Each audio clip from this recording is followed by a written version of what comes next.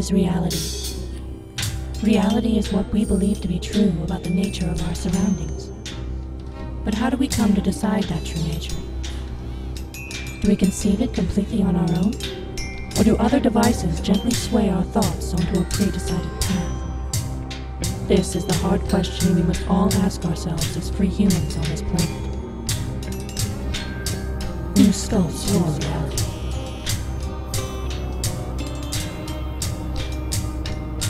Reality.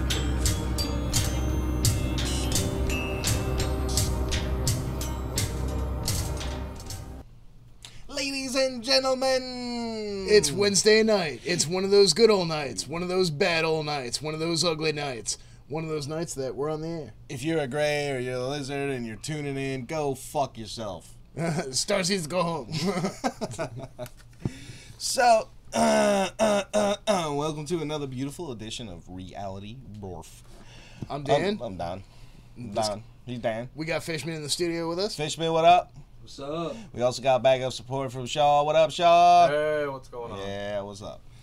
So, you know, it's been we didn't come on last week because reasons. So they were good reasons. They were good reasons. So don't feel bad about it. And we have the implants to prove them, or to prove it. But yeah. So, but this week it's chock full of all sorts of good stuff about black holes. We're probably going to save a lot of that for the second hour. Because, you know, Don just wants to talk about more than just space rocks. You know? I don't like space rocks. Boring. You like smoking space rocks. Whoa! Space coast. No, we got all kinds of good stuff besides keep black that holes. Pause, though. What?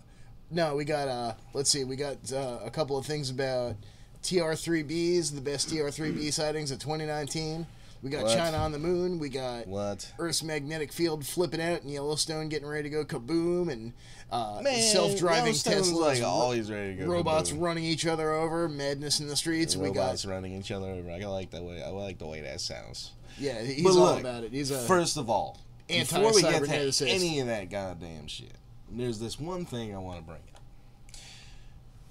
QAnon believing Proud Boy accused of murdering lizard with sword. Oh, excuse me, lizard brother with sword. So, what are Proud Boys, Don?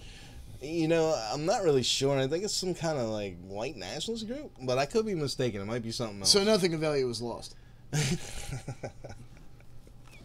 I'm not really sure, man. Don't quote me on that, but I believe that Proud Boys might be some type of white nationalist group or some shit. Something like that. Anti-social justice warriors, maybe. Huh.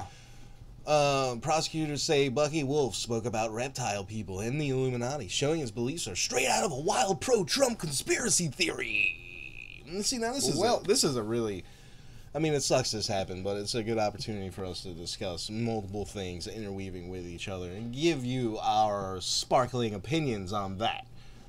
So. Yep. For what they're worth. Let's see what is this, the Daily Beast? So is this a left-wing site? You know, I'm not entirely sure. So let's go into it with that sort of candidness, you know what I mean? Alright, well, scroll down a little bit for me there, Fishman. A self-proclaimed member of the far-right Proud Boys group, who also believes in the QAnon conspiracy theory, more on that in a minute. Yeah, we're gonna cue it up. Allegedly murdered his own brother with a sword.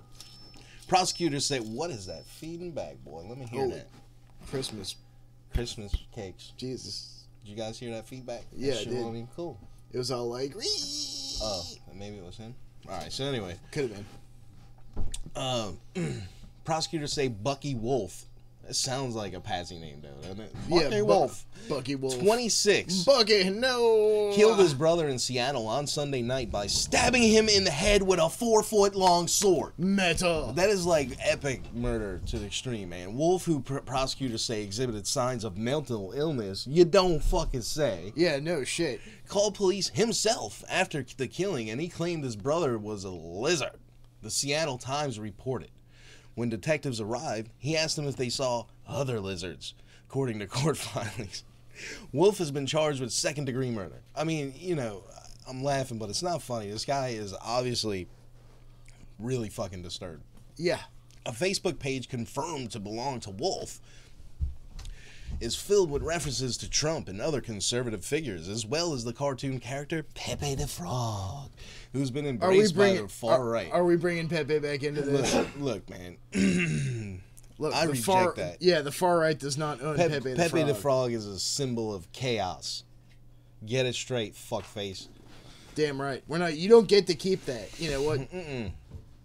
Just like how Nazi pagans are trying to culturally appropriate all the Asatru symbols and all the Norse pagan stuff. No, you don't get that. Sorry, it doesn't work out like that. It don't work like that, as they say where I work. Well, we're gonna see. The Facebook page also features a declaration of allegiance to the Proud Boys, the group's first degree of membership. So is this like fucking KKK Masons? I'm a proud Western chauvinist, and I refuse to apologize for creating the modern world. One post from February reads, before referencing the Proud Boys slogan, Uhuru? Yeah, wait a sec. If they're a white nationalist group, why is their slogan the black chick from Star Trek? I don't get it. I don't know, man. Why don't you look it up so we can see what the fuck they actually are before we go label them something they're not. Yeah, good call. All right, so, but I mean, I'm a proud Western chauvinist. So that would sound like it would be some type of anti-social justice warrior group. Yeah, so, it sounds like a lot of attitudes that would have been popular, back in the 1920s. Right. So Wolf apparently made other references to the Proud Boys on Facebook, including interacting with area Proud Boys. He also posted a graphic praising the group's Pacific Northwest branch, which has repeatedly clashed with left-wing anti-fascist demonstrators at rallies. Whose master's better? We're gonna beat each other the fuck up until we figure it out, yeah! Stupid, man. Okay, so yeah, they're what would be considered the alt-right. Right. So they consider themselves champions of Western values, which... I think that's a bit of a stretch. But you know what? They got every right to fucking do that, but that doesn't mean I have to agree with it, so whatever. Yeah, you're free to be stupid. You do whatever the fuck you want. Just don't... This clashing with fucking pipes and shit in the streets with fake anarchists. Yeah. You know what I mean? Like, come on, guys. Quit arguing. Just... You guys, instead of fighting each other with the pipes, just turn around and fight the fucking police with the pipes. Right?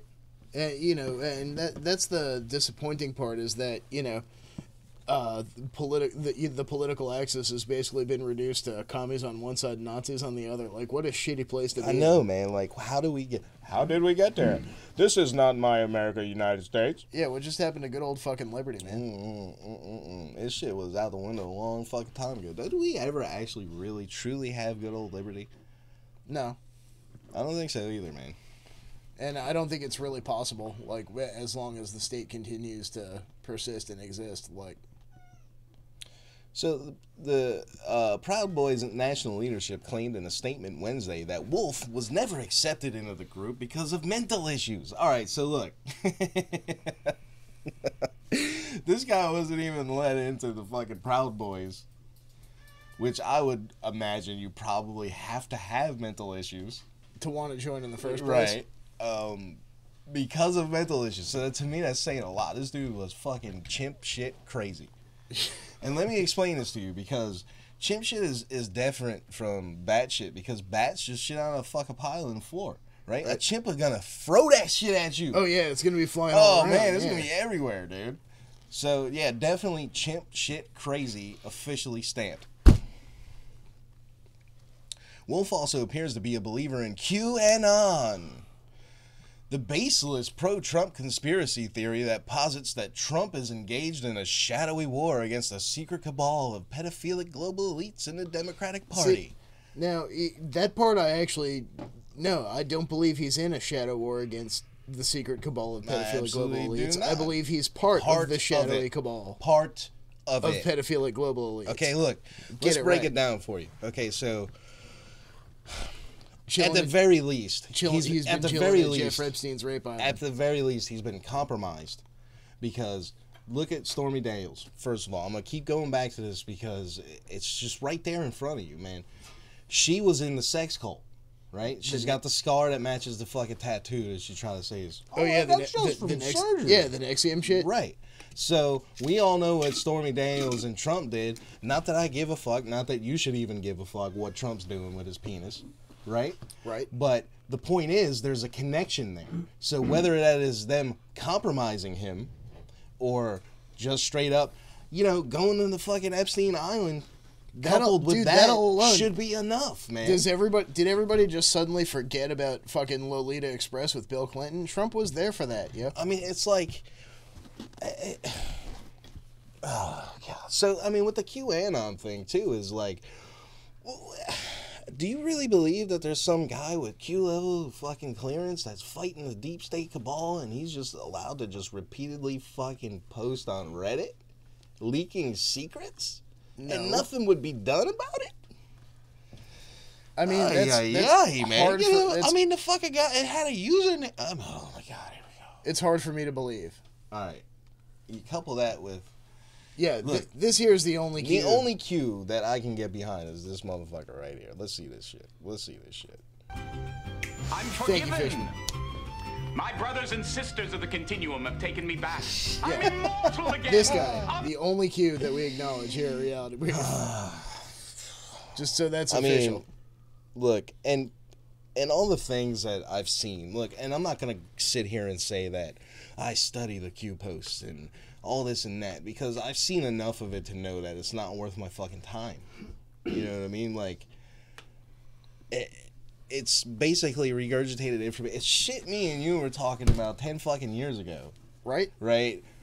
Mixed in with, like, Trump fucking picked his nose. That means fucking, you gotta have, kids pick their nose. Kids pick their nose. They're gonna have kids. And then, look, did you see what I was wearing? He drank the Fiji water, so he knows about the child smuggling at the Fiji island plant. And look, man, I'm telling you. If it turns out that this Q shit is legit and Trump is the fucking savior and whatever, you know, I'll be like, sorry, I was wrong. But you know what? Until that fucking happens, no. I'm firm in my fucking belief. That's horseshit. So, QAnon believers motto.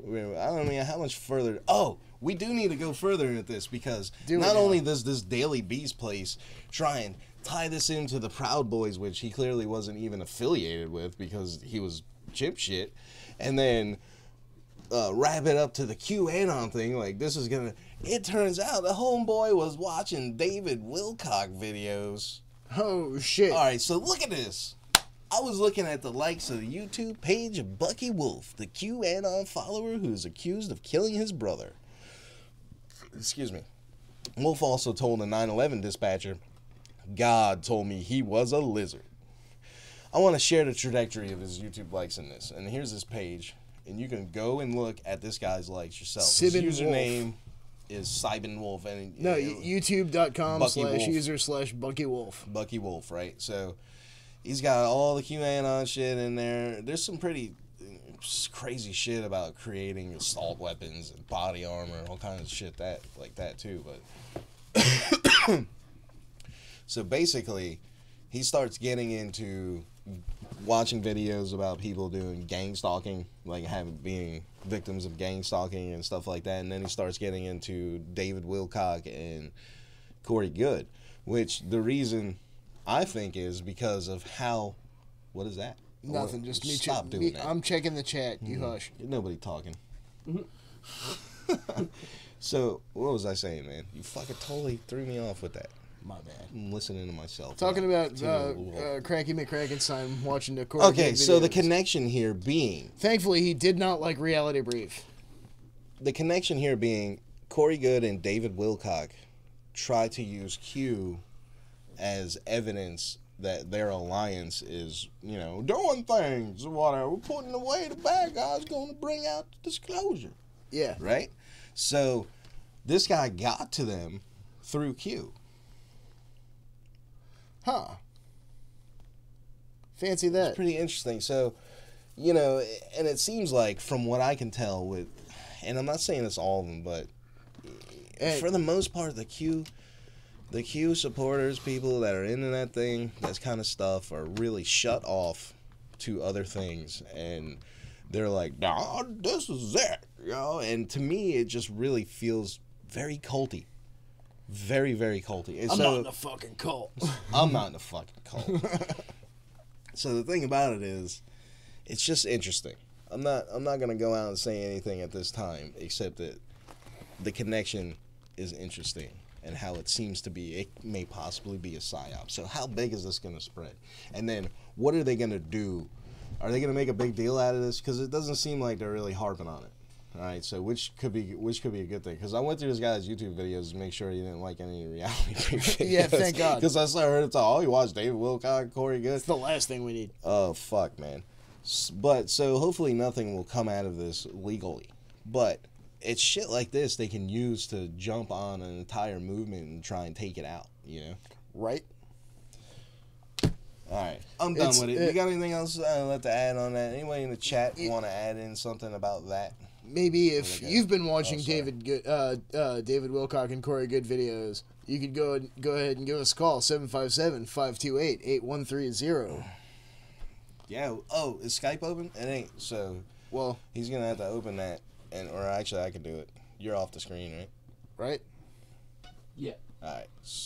Let me get Skype open. You can call in if you want, and you can tell us all about why you think Q is totally 100% legit, or you can tell us why you think Q is not legit.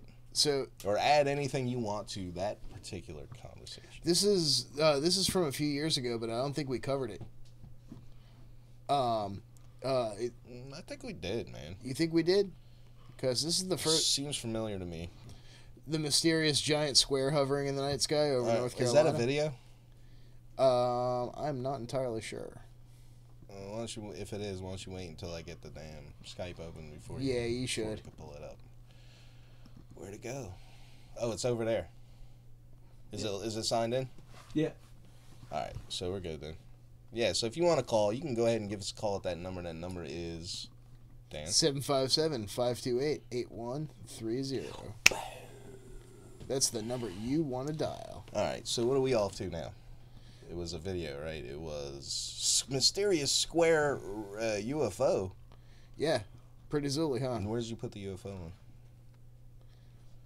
See, an alleged UFO video over Charlotte has appeared on Facebook and posted by a husband and father who says he doesn't necessarily believe in UFOs. I see it.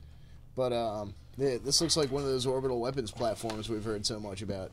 And yeah, it's just a big square. You know, I'm really, really surprised. Oops. What do you mean I gotta turn off that? Yeah, you gotta turn off. Is it a video? No, it's just a picture. All right, well, screw it then. But yeah, it's Go ahead, read it. We're gonna post this in the group so you can look at it. And if you want to check that out, it's gonna be facebook.com/Reality Brief. Reality Brief XO News. Yep, it's a. So yeah, it's a picture of a big square UFO, and no, it looks like there's no video, but it's there are pictures of it from a couple of different angles. Man, I'm gonna just go out right now and say it, and I really probably should pull this fucking thing out, man. Can you just copy the picture and post it in Trello real quick? Yeah, you bet. Because I mean, it kind of looks like it could be a reflection from where I'm sitting right now, and it almost looks like something's cropped in there. Yeah, let's see. I'm gonna go ahead and Trello that. No, don't put the link. Like, copy the picture and paste it in the Trello so it puts it up there. Oh, so I don't have to turn the ad blocker off. Sorry, guys. We're producing the show right now, live. So good. Fuck it, we'll do it live. Fuck it, we'll do it live. Fuck it. You ain't even got Ableton open. Slacking tonight. Look, we were off last week, so we completely forgot how to do the fucking show. Well, and then, you remember when you said a bunch of files got moved around earlier? Oh, all that shit. The Ableton project was part of that, so... Yep. So. All right, so I guess we're not going to do any of that. Nope. Well, I'm working on it. Here's the picture. At least we got the picture. Let's do this. So here we are. Handlebars in the sky. This, to me, looks like it's a fucking reflection, bro. It like somebody, the edge of somebody's they're cell obviously phone sitting. in the window. They're obviously sitting in a car. Right. Here, right? And it's raining. You can see the rain on the windshield. And that it looks like a why not reflection video? of it, man. Exactly. Well, I mean, you can't always be fucking on it, I guess. You know what I mean? I guess we got to cut some people some slack, but and that's my first instinct. That's one instinct. It kind of looks like a cell phone. Mm-hmm. Like the reflection of somebody's cell phone in a car window. Yeah. I didn't even see nothing until after I looked at it. Right. All right, what do you guys think out there about that? If you have an opinion, and I'm sure you do, you should let us know what it is. So, let's see. We got that. More recently, let's see. Rise in mysterious TR-3B UFO sightings sparks panic over top-secret U.S. military plans. This is coming from... Hold on. Before we get into that cool shit, yeah, I want to address this question in the chat because I want to know this too, from you anyway. Have you ever had a past life regression? Outside of the thing that we did. I have, because that's not a true past life regression. What? The thing that we did. With the Phoenix cards? Oh, no, like I have, yeah. Alright, so before that shit, I want to hear this story. Because I have not, if you're wondering, which you are is why you asked. I haven't, so. I was, in some sacred space doing some ritual work, and I sat down and just meditated and had flashes of so that wasn't like an official. That wasn't like an official past life regression by a hypnotherapist. No. Okay. All right. Well, it still counts, I think. Let's hear it. Oh, nothing. Just fucking. I remember being some old guy up in the mountains and like fucking. Basically, soldiers came up the path and fucking. Murder-related you? No, took our kids actually. Oh my god, dude! And what did the soldiers look like? Romans. Romans. Bloody Romans. Holy fuck, dude! Like they had like the mohawk helmets and the big square phalanx shields and shit. That's pretty crazy. Didn't you get a Roman card when we did that Phoenix thing? Yeah. Pretty cool. So yeah, okay, where were you? You go ahead on with the TR3. But I was like some old guy up in the mountains, but I had like a young hot wife and like the. All right, now you're embellishing. I know it. Huh? I'm just kidding, man. Go ahead with the TR3Bs. I'm gonna find it. Pull it up for him.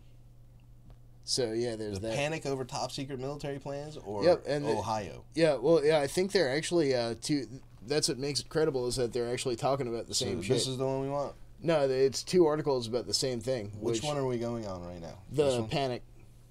So the one I just clicked, or this one? Yeah, Panic at the UFO.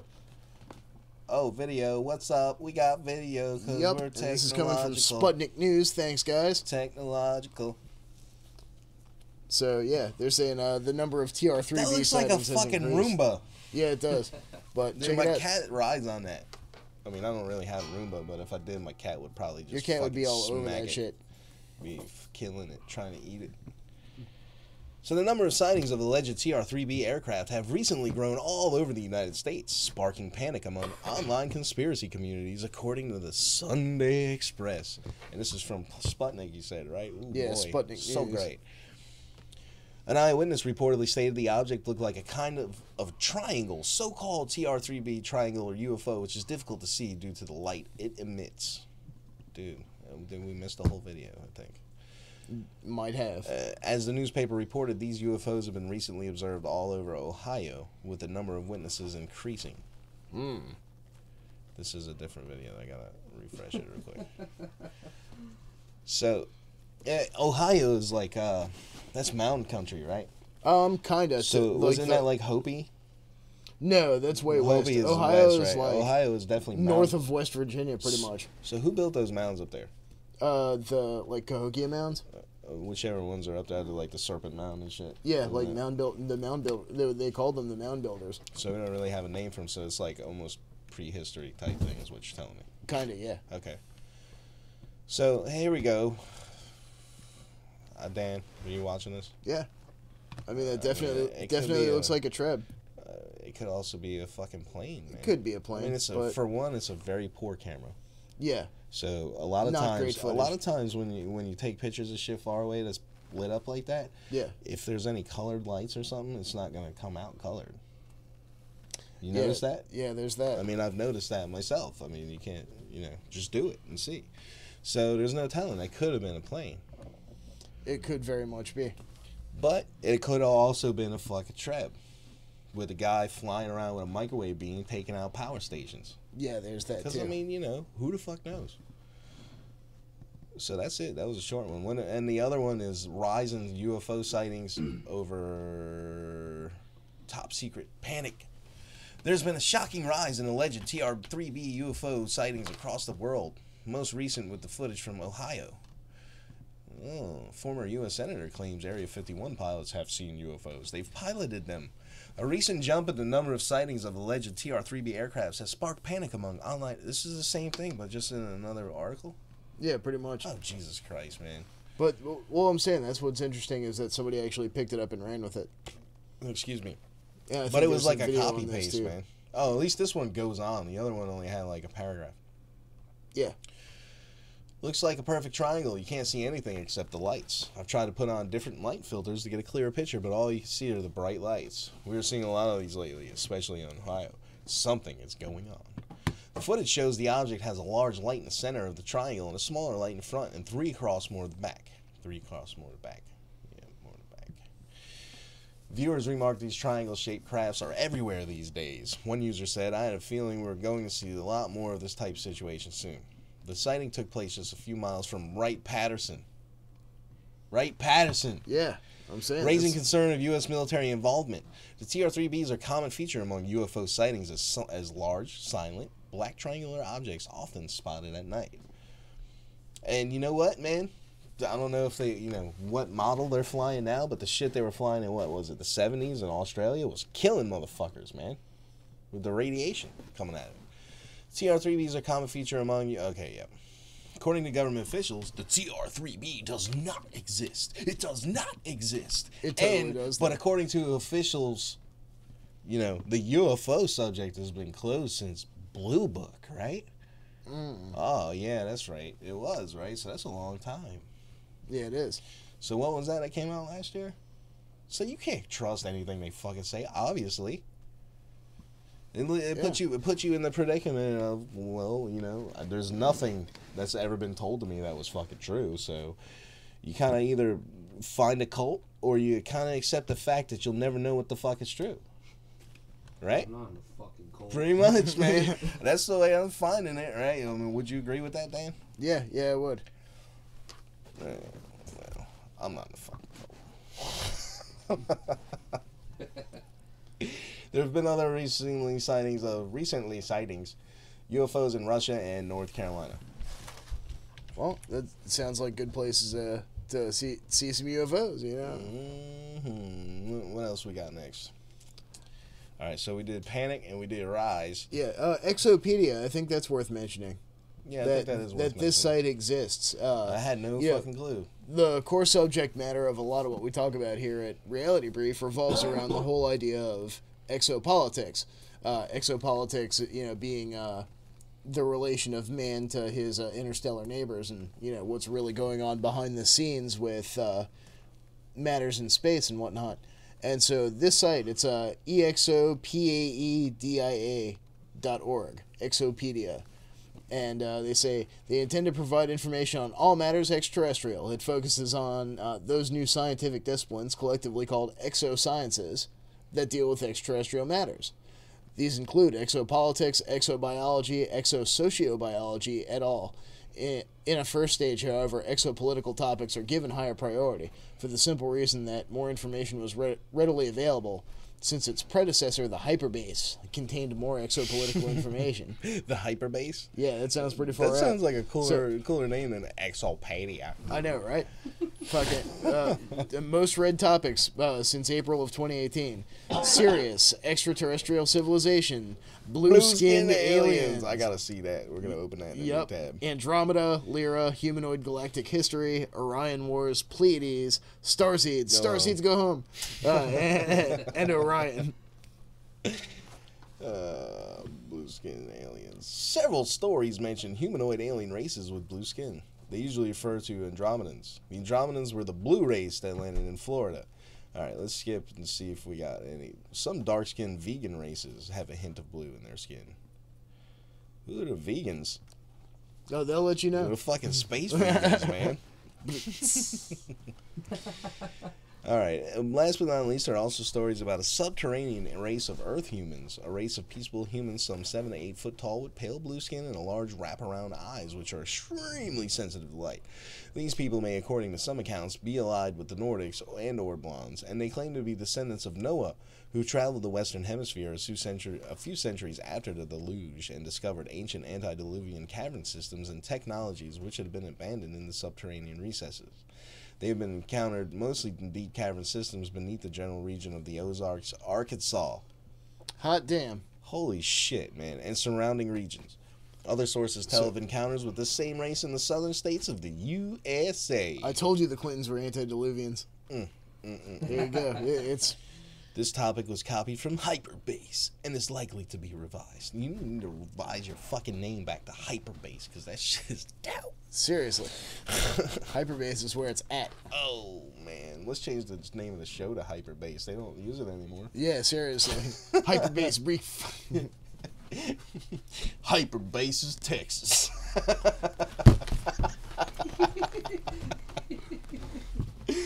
Oh, marvelous. Marvelous. What do we got next? Let's see. Actually, okay, so yeah, we gave you out the we got what's going on in Charlotte? What's this? Oh yeah. What? That's the UFO we were talking about earlier. Where's the one? No, that's what that was. Oh, the Charlotte was the UFO? Yeah. You yelling at me about not clicking shit. Oh, speaking of Blue Book being over, you guys checked out this Project Blue Book show yet? Have you checked it out? I have not. Zach? Never even heard of it. Sean? Alright, so apparently it's a series. At first I thought it was like a documentary, right? I'm like, who the fuck wants to watch another goddamn stupid ass documentary about Project Blue Book telling you fucking lies, right? But it turns out it looks like it's like a fucking TV show, man, like Game of Thrones or whatever. So, you know, it's coming out, and why the fuck is this in here? We got desperate for topics, so we're going to be talking about Project Blue Book is based on a true UFO story. Here it is. Featuring Russian spy murder, self-immolation, gun-toting government thugs, and other fanciful plot devices, Project Blue Book's history's popular new series. Oh, that makes it even more fucking truthful. Mm-hmm. More truth-y. More truthist. Fucking Truthish. Do you guys know that it's truth-esque? Do you guys know that the History Channel is owned by a publishing group called Hearst Publishing? Did you know that? No, I didn't. Did you know who Hearst Publishing is? I sure don't. Why don't you tell me? Hearst Publishing happens to be the definition of yellow journalism. Really? Mm-hmm. So we viewed the first 6 episodes from the standpoint of writers who have long worked on the serious side of UFOs. We broke the December 2017 New York Times exclusive on a secret Pentagon program investigating the phenomenon with our colleague Helene Cooper. Leslie Keane wrote the Times 2010 UFO generals, pilots, government officials go on the record. Ralph Blumenthal has written about UFOs for Vanity Fair, as well as the Times. Did you know that Vanity Fair was covering UFOs, man? Isn't that like a book? Isn't that like a fucking magazine about kitchen tables and shit? Yeah, you could be sitting at this new beautiful kitchen table in your remodeled kitchen watching UFOs out your back window. It's fucking great. We viewed the first 6 episodes from the standpoint of writers who have long worked on the serious side of UFOs. We broke the December 2017 New York Times exclusive on a secret Pentagon program investigating the phenomenon. With our colleague Helen Cooper, Leslie Keane wrote the 20 times. Yeah, I already fucking read this. Why don't you stop me? The history series predictably sensationalizes and over-dramatizes case investigations and historical figures involved. You mean like the time the Ferengi landed at Roswell? That was a great episode. Adding many story elements that simply never happened. It's already hard enough for those trying to understand the truth. So, the people who made this show are the ones who made that Freddie Mercury movie that everybody's all pissed off about. It says, it's not true! It didn't happen like that. I never saw it. I just watched people crying about it, man. I still haven't seen it yet, though. I'll watch it, though. Nonetheless, melodrama aside, the real story is there. Project Blue Book was the code name for the Air Force. Alright, look.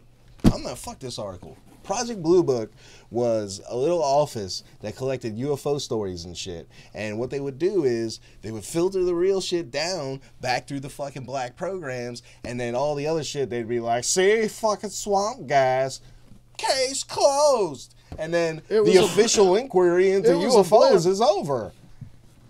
It was just a blimp. Nothing to see here, you looky-loos. That's Project Blue Book. Whatever the New York Times is about to tell you, I guarantee you is a lie. I'm not even going to fucking read it. Yep. If you want to read it, go to New York Times and read it. We'll post it in the group. They don't post it in the group. Fuck New York Times. Yeah, somebody will post it. You know what makes me mad? Aliens. Yeah. Well, ain't that a motherfucker? It is a motherfucker. And on that note, I'm kind of blown away by how easily the word motherfucker has injected itself into the political dialogue as of late in 2019. There are no standards anymore, guys. They have gone out the window. Oh, come on, Dan. All right, fine, we'll go there. No, just see right there on Newsweek. Right. Donald Trump called him motherfucker for the second time in 3 days. This time by Canada's first prime minister. You know what's funny about this is. But then he started it. Donald Trump has called a motherfucker way more than 2 times in 3 days. Oh,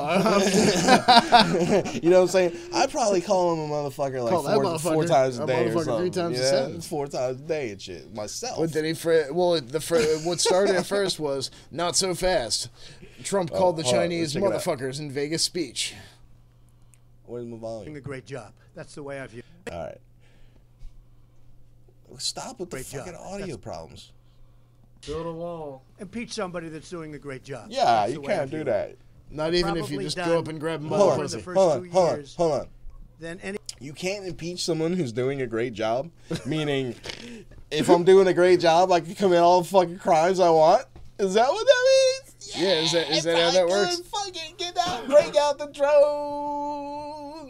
I know you got a surplus since fucking Obama quit. What up? No, you got plenty of drones to drop on fucking innocent civilians, cocksucker. Country.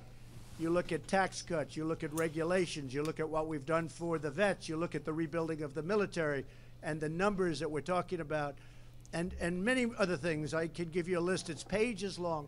So I think it's very hard to impeach somebody who's done a great job. That's number one. It's not. I'm going to tell you right now, fuckface. It is not hard to impeach someone who's done a great job if they have fucking committed crimes. Excellent point. And, one thing I love about all this gridlock, the Mueller investigation, all of it, is that the government's shut down, but it's not so shut down that they can't keep Mueller's fucking Russia investigation going, right? So while the state is busy devouring itself, they're too busy screwing with each other to screw with us. And I think that's why things are going relatively well, unless you're a government employee. All right. Impeach people when they're doing a good job. Yes, you do. This is a person that I don't know. I assume she's new. I think she dishonored herself, and I think she dishonored her family. You dishonor your whole house in front of her son and whoever else was there. I thought that was a great dishonor to her and to her family. Nothing but I thought it was highly disrespectful to the United States of America. You are an honorless toba. Yo, we need the "you're fired" sound. Dude, how come nobody was saying "motherfucker" in that clip? I was promised motherfucker. Well, this is what happened. Freshman congresswoman defends calling Trump a motherfucker. I will always speak truth to power. Oh, and that's this is freshman representative Rashida Tlaib from Democrat, Michigan. On Friday, defended her calls for impeachment that included calling President Trump a motherfucker on Thursday night. Calling somebody a motherfucker is speaking truth to power. It's just being a fucking dumbass, man. I call you motherfucker all the time. And she said, speaking truth to power. She says, "Look, Mama, you won. Bullies don't win." She said, recalled him saying, "You're right, they don't, and we're going to go in and impeach the motherfucker." Said you know what speaking truth to power would be? Black Muslim women are elected to Congress. You know what speaking truth to power would be? It would be going, Trump, why come you hooked up with the sex cult? Why come you ride the Epstein fucking pleasure bus to the island, Trump? That's speaking truth to power, not, you're a motherfucker because I fucking want blue and you red.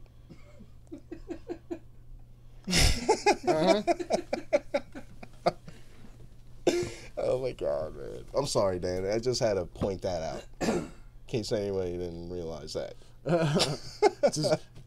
When Trump said the safety net would be at the physical southern border wall with Mexico, Campbell tweeted Saturday, "He really is a motherfucker," CBC reported. Oh, this is the Canadian lady? Yeah. Wow, it's bad when the Canadian Prime Minister is Canadians start dropping MF bombs. Oh my god. How impolite. Tess. Hold on, hey, switch it up real quick, homie. Tess, what the hell is going on? What the hell is going on up there? What's going on in Canada land when you got your Prime Minister dropping the MF bomb? Come on, speak up. All right, she ain't paying attention. We'll get back to that later. And what's it? Somebody in the chat, I believe Phantom Spy wants to know, saying that, no, you know what? I will find that. I will find something to back information to back that up. I'm pretty sure it's in one of Jim Mars's books, and I'm pretty sure I have it at home. So. What's that? The Epstein Island the transfer logs. Yeah. Because Trump's been, what did it say? Bill Clinton's been there like 27 times. Trump's only been there like 12 or 13 times. Only. By comparison. Well, it's because he's got Stormy Daniels coming to him. Yeah, good point. Why go all the way to the island when you just didn't get it delivered? Yeah. So is a Stormy the new Lewinsky?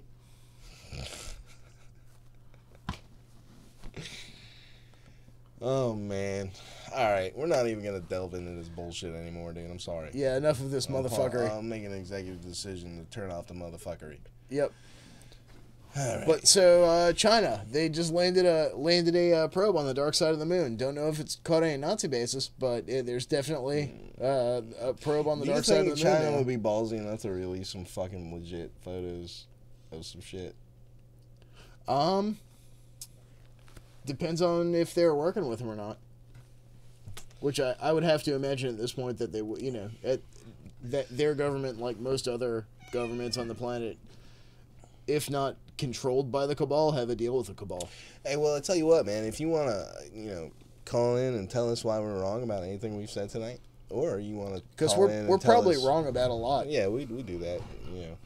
Ignore Phantom Spy because nothing he says is ever right. But yeah, you can give us a call at 757-528-8130.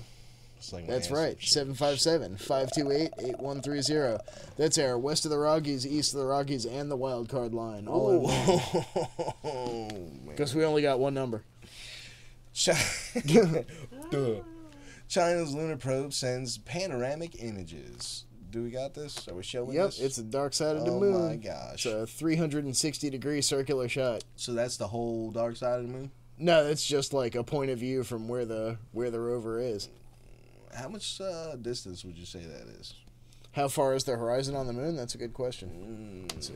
China's lunar probe has sent the first panoramic image of its landing site since its historic arrival on the far side of the moon, showing the cratered landscape it's exploring. 2.43 kilometers. The Change Forward mission, named after Moon Goddess, made the world's first soft landing on the moon's far side on January 3rd, a major step in China's ambitions to become a space superpower.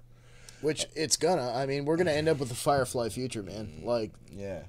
The two languages that everybody in space speaks is either going to be English and Chinese. What was it they always said? Huh? Some word. It was like a Chinese curse word or something they were always saying. Oh, shit. I don't even remember. It's been so long since I watched Firefly. Rover dubbed Yudu 2, the name of the moon goddess's pet, the Jade Rabbit, successfully separated from the lander and drove onto the moon's surface Thursday. A camera deployed on Change 4's, is that Change or Chang'e? Chang'e 4 took a photo that was released by the China National Space Administration on Friday. I gotta admit, I like their logo. Fishman, scroll back up to that picture real quick. We got the mouse control right here. I like their, click the one on the right. This one? Yeah. Oh, it looks like the Federation joint. Yeah, doesn't with it? Like a little commie star or something under it. What is it? No, it's just like olive branches. What? Like your typical status regalia olive branches. The inner rings could be, the inner crescents could be rings of Saturn. Or they could be sickles. Right? They could be crossed sickles, like for communism. And what's this snake thing with two pieces of poop? That's the CLEP, which I guess is the English acronym for China Space Agency. Okay. Feeling it. Researchers have completed the preliminary analysis of the lunar surface topography the CNSA. Around the landing site based on the image taken by the landing camera. We got the topography. All right, yeah, so moon pictures. Where the fuck are they? That's all we get for this. It's been pretty hard finding pictures from this thing. I've seen like maybe 3 pictures from this shit. So you think they're pretty filtered, huh? It would seem that way. How come or maybe they're just not releasing them to the West? I mean, what? Or maybe Westerners are just too lazy to try to navigate web pages in Chinese. I mean, I'm not. I just don't even know how to get there. Like how... Like right there, clep.org.cn. Click on that. Well, let's go. Let's do this right now. Because you just do this, translate, and it's like, oh, English. Oh, hey, nifty. It's the same fucking picture, Dan. Yeah, but there it is. Yeah, there you go. There's it all stretched out, so nice. Oh, it's sideways. Yeah, well, it has to be because it's friggin' huge. All right, you seen any bases, Texas? Nope. Nothing yet. Any bases, Texas? What's that? An antenna. No, not the antenna. What's that white thing? Oh shit! It looks like a rock or maybe a piece of metal. It's not a rock. It's a lizard man goddess statue. Swamp gas. Swamp gas. Look at all this fucking swamp gas everywhere. It's so weird being on something like that with no atmosphere. It looks weird, man. Doesn't it look different? Well, it looks weird because... There's more cosmic dust piling up on the bitch, right? Well, it just looks weird because there's no atmosphere, you know what I mean? So there's no different sky. than other Sky moon is pictures. just black. It looks less rocky than other moon pictures. Like more dirt and less big rocks. Wow, it is fucking huge, man. It's gigantic. If you guys want to check that out, it's swamp9chingtong.com. CLEP.org.cn. All right, I'm picking up Mandarin, man. I'm good at that shit. China's lunar and deep something program. So pretty interesting, man. So yeah, this is pretty damn fascinating. The powdery side of the moon. Yeah, the chill side of the moon. Yeah, fuck around and grow a tree side of the moon. Yep. Well, one day, we can hope. So back on Earth, it looks like Earth's magnetic field does not know what to do. We got this article coming from another gem from express.co.uk talking about how the warning signs of a Yellowstone eruption are imminent. Which, of course, if Yellowstone does blow up, then I mean, I'm sorry, I'm laughing at Phantom Spy yelling at us for riding a plane once between cities is different than riding it multiple times to the sex dungeon island. I'm telling you, I remote viewed Trump. In 1996. And the story. Trump we remote viewed it. And the story.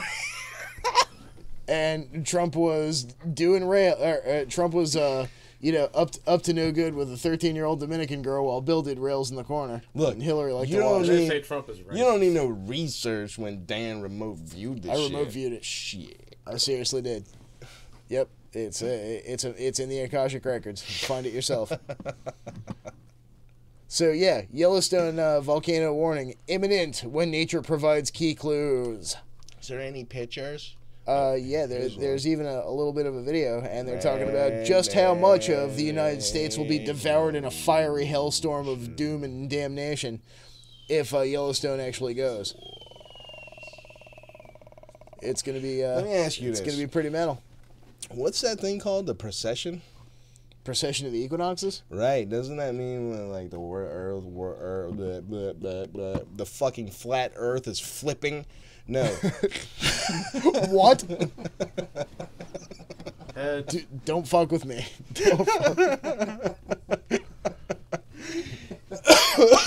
No. The Earth wobbling. Oh yeah, all right. So wobbling on its axis, so the pole is gonna change with that wobble. Right, and I mean, you got to think the Earth is kind of like a magic 8-ball. It's hard on the outside, but it's liquid on the inside. So it's crack in the middle. that liquid likes to slosh around. Hard on the outside, liquid in the middle. No, liquid on the outside. Yeah, liquid on the inside. Yeah, it's called the Chandler. The Chandler crack wobble. In the morning. Fist again. Did you see that gamer chick, the streamer? Oh my god, she got Tourette syndrome. Yes, I did. I'm telling you, it's wife material. I just had one of them fucking moments right now, man. I think I might be getting Tourette's. Excellent. Can you develop that? Can you develop that, or do you have to be born with I certainly hope so.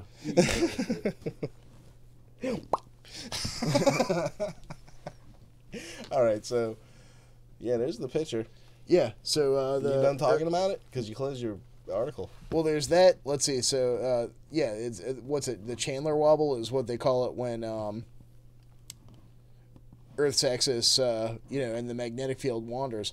But yeah, so they don't know why this is going on, and of course, the only really feasible explanation you can think of is aliens.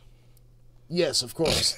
That's our go-to. But if that falls through, it might have something to do with the sun's magnetic field and you don't say. Huge rivers of iron flowing around under Earth's crust. You don't say. I'm just saying. No, it's aliens. Probably. The blue ones. So yeah, they say that now it's changing so fast they have to constantly update maps of Earth's magnetic field because it's throwing off navigation stuff. I wonder how much of these fish kills and shit like that have to do with that. Yeah, whale beachings and whatnot. Mm-hmm. Flocks of birds dying off and stuff. Tons of marine species who navigate by electromagnetic field. Yeah, and they say the pole wanders in unpredictable ways that have fascinated explorers and scientists since James Clark Ross first measured it in 1831. And so now the pole is wandering towards Siberia, away from Canada. Siberia. So the question is, what is the question? Is Earth's magnetic pole in collusion with the Russians? See, this is why we need the fucking sampler, man. We got everything deleted. So, and they're saying we can't correct the magnetic pole shifts thanks to the government shutdown. So, yep. They really fucking say that? They're really going there. They're saying that since the government is shut down and nobody's paying the people to maintain the world magnetic model or keep working at NOAA, there's not enough government funding to pay people to keep updating the maps of Earth's magnetic field. Oh, I thought it was saying, look, this is what had me laughing. I thought you were saying they were blaming the shift in the magnetic pole on the government shutdown. That would be fucking marvelous if that were true. But unfortunately, it's just not that funny. Oh, man. Yeah, that would be magnificent. But, no, they're saying that, since there's no money to fund the general operation of the state, that there's nobody to update the maps of the magnetic fields. So, the Earth is alive itself. Oh shit, oh dear. No fucking sense. Well, the point is it's constantly changing, but it affects stuff like navigation, GPS, planes, shipping lanes, stuff like that. So, let's see, what's up next? This is Don's favorite article of the entire show, I'm pretty sure. Self-driving Tesla mows down and kills AI robot at CES Tech Show. So as long as it's kind of like how, if we keep the Democrats and the Republicans fighting with each other, then they're too busy to mess with us. If we keep the AIs and the machines fighting one another, they won't rise up against us. Would it be weird if I told you that this might sexually arouse me? Yeah, no, not at all. Is that any weirder than the thing with the Dorito head aliens? I don't think really. So. All right, so here we go. It's only the second day of this year's Consumer Electronics Show, and there's already been an accident amid dramatic reveals of exosuits, foldable smartphones, and suitcases that stalk you around the airport. One poor humanoid's luck took a turn for the worse, and it's the latest victim of a self-driving car. You remember that Atari game, Berserk? Yeah. Stop, humanoid.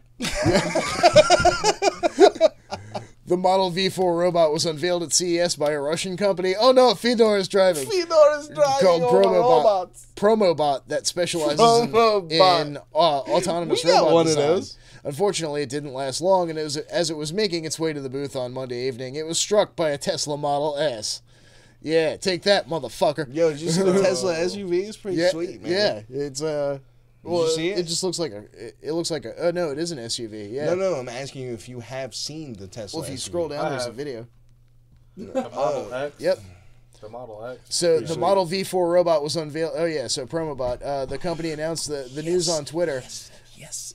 Tweeting. Oh, let's see that shit again, dude. Get out the road, motherfucker. Boom. That's the robot right there.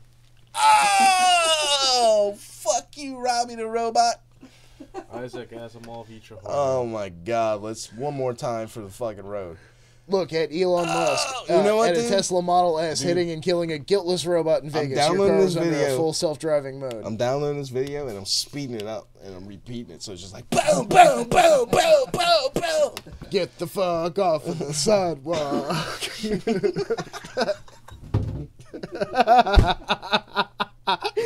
Or I'ma hit you with my car.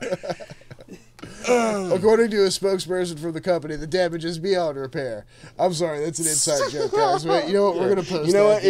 If you want to get inside on that joke, look up on YouTube. 3 angry guys get the fuck out onto the sidewalk. And you know what we're talking about. According to a spokesperson for the company, the damage is beyond repair. Of course, we are vexed. We brought this robot here from Philadelphia to participate at CES. Oleg Smith. Yeah, that.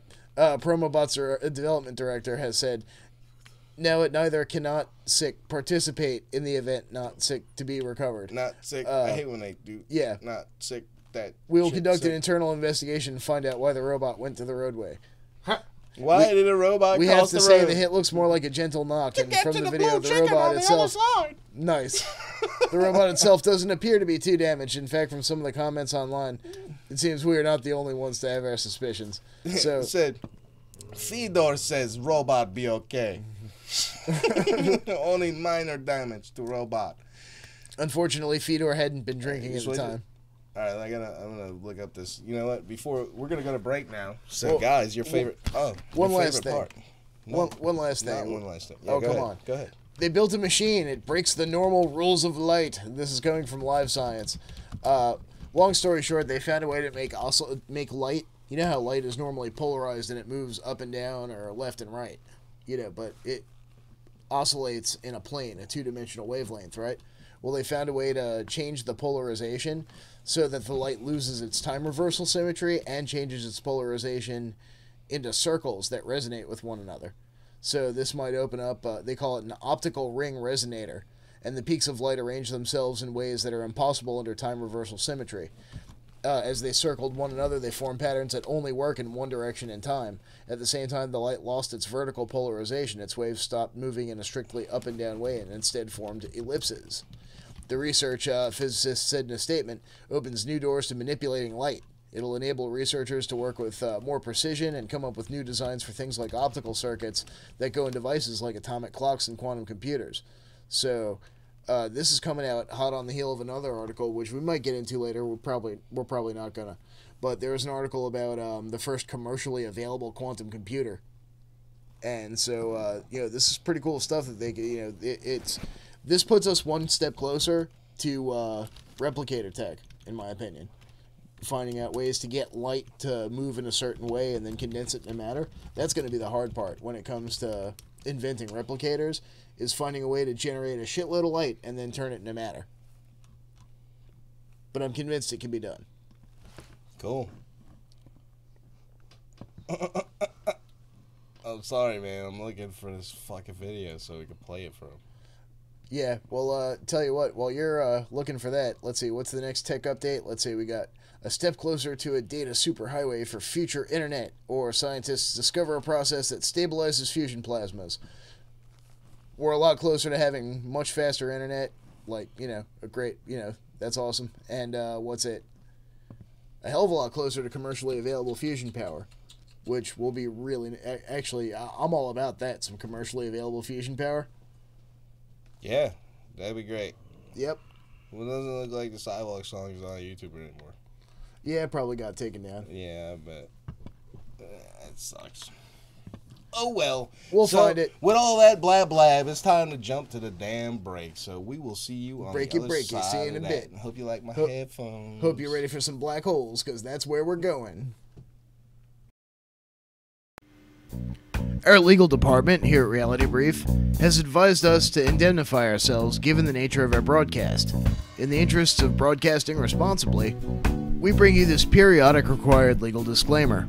Reality Brief is not responsible for injuries or damages inflicted by paranormal phenomenon, alien abductions, government brainwave beam machine, or other directed energy weapon effects, accidental activation of MKUltra or similar conditioning triggers, malfunctioning cyberware and or bioware, interdimensional meddling and or alternate universe incursions by alternate universe versions of Dan or Don, unintentional teleportation, psychic attack, time fuckery, demonic possessions, malefic sorceries, altered memories, brain parasites, nanite infestation, infection by a strange glowing substance of any color or combination thereof, spontaneous astral projection, frop frenzying, irregular or regular hauntings, orbital strikes, Stargate malfunctions, unexpected changes to the fabric of space-time, implosion, being stalked unexpectedly by small woodland creatures, being probed, come on, you know how,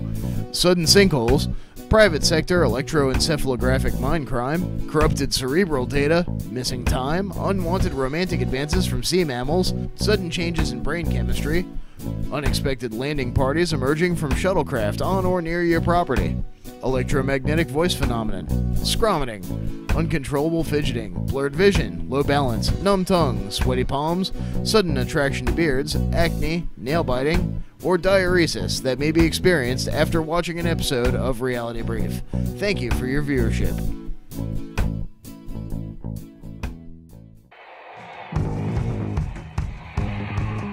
You know what I hate, Dan? What's that, Don? I hate having a bunch of money and not knowing what the hell to do with it. I haven't had that problem in a while, but I'd imagine that, you know. But look, if you guys out there find yourself with that problem, you can hit us up on patreon.com/realitybrief. Maybe drop us $1 a month or something. Well, you know, whatever. Well, and you know, Patreon's a lot of commitment. So if you're afraid of commitment, if you have issues with that sort of thing, like I do, then you can hop on over to the realitybrief.bandcamp.com page and download one of our older shows in a podcast format. You could pay whatever you like for it. You could pay absolutely nothing. You could pay $10. You could pay any amount in between. Whatever you want to contribute to the show that keeps you up to date on all sorts of shiny and exciting exopolitical happenings every Wednesday night in unbiased and open format. So, you know, if that's not doing it for you, you can always hop on over to our Redbubble store at redbubble.com/people/realitybrief. Pick yourself up a t-shirt, a mug, or whatever. You can get stickers, pillows, you could get notebooks, all kinds of cool stuff. So your friends can know what sort of weird stuff you listen to every Wednesday night.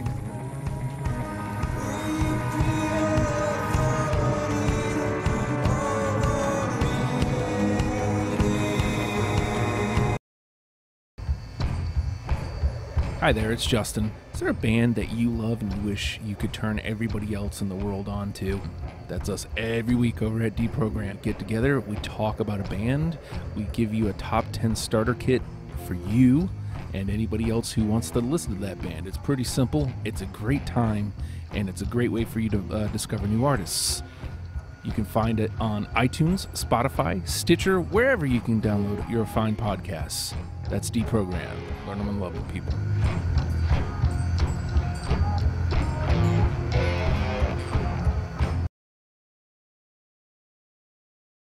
Systems, the company store, the paradigm of absolute control. And that's why we're just out here doing simple things, pointing out that we're meant to be in nature and be natural. And this is where we find the source that God made to transcend the New World Order. And that's why they want to try to keep us out of it. I'm angry. I've had enough of these people. They're a bunch of Christian murderous scum. They're on giant death factories keeping babies alive and selling their body parts. What more do you need to know about these people? I go out and face these scum. They literally crawl out from under rocks. They have green looking skin and they run around screaming, we love Satan, we wanna eat babies. I have them on video. Hillary's in the creepy, weird, sick stuff, man.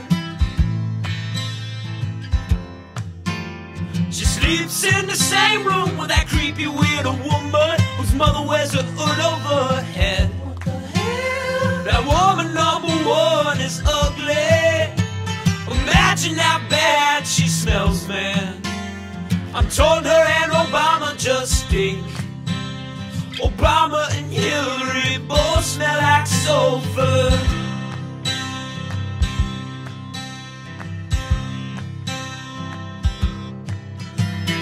Literal vampire pot and the goblins are hobbling round coming after us. My spirit gets close to that evil and I feel it go.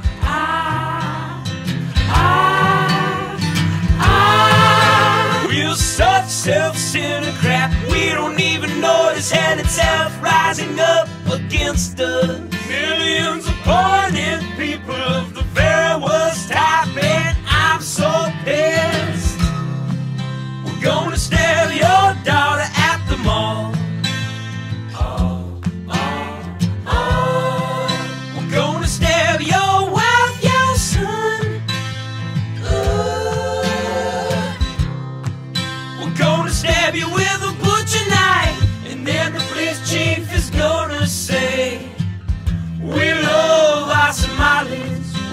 of our Muslims. Oh, they're so good. Oh, they're so sweet. President Putin has slammed Pope Francis for pushing a political ideology instead of running a church, and warned that the leader of the Catholic Church is not a man of God.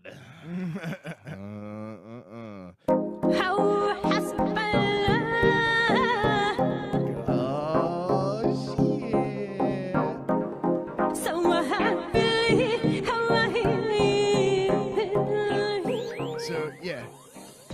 Pope Francis is using his platform to push a dangerous far-left political ideology on vulnerable people around the world. People who trust him because of his position, Putin said. If you look at what he, the Pope, says, it's clear that he is not a man of God. At least not the Christian God. Not the God of the Bible. Putin knows the Bible. Believe me, you. Oh, I'm sure. He said this at the Naval Cathedral of St. Nicholas in Kronstadt. He dreams of a world government and of a global communist system of repression. Putin or the Pope? I don't know. As we have seen before in communist states, this system is not compatible with Christianity. The Pope has become increasingly brazen this year in pushing the globalist agenda and far-left talking points upon the masses.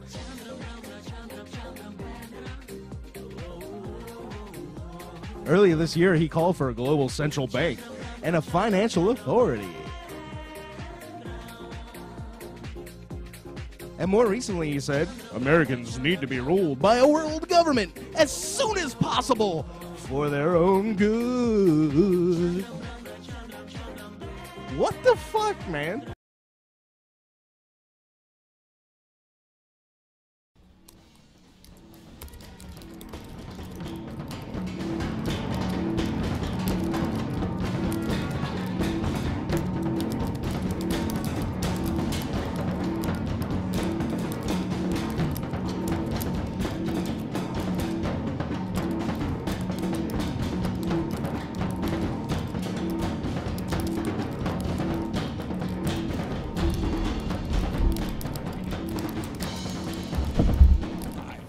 Just dump it. We'll do it live. We'll do it live. Fuck it. Do it just live. Dump it. We'll do it live. Welcome back. Hey, Hour two reality brief. I'm Don again. I'm still Dan. Still Dan. But man, so I had something important to say, but I completely forgot what it was. And it just went kapow, like a massive brain fart. You know what it was? It was that, what do you expect? I'm really sick and tired of everyone hating on us because we don't pronunciate things right. And you know what? It's G-off for the record. And also, what do you expect from the ones who butcher English? Of course we're going to butcher German and Japanese. Chinese. Yeah. Chinese? We speak two languages, Chinese, English and Mandarin. English. See, I don't even know what language I'm butchering.